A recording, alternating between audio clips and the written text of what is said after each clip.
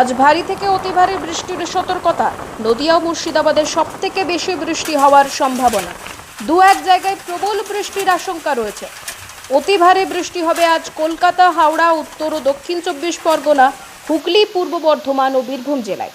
দক্ষিণবঙ্গের বাকি জেলাতেও ভারী বৃষ্টির সম্ভাবনা রয়েছে। সঙ্গে ঝোড়ো হাওয়া নদিয়া এবং মুর্শিদাবাদে 60 থেকে 70 কিলোমিটার, সর্বোচ্চ 80 কিলোমিটার প্রতি ঘন্টায় দমকা ঝোড়ো বাতাস বইতে পারে।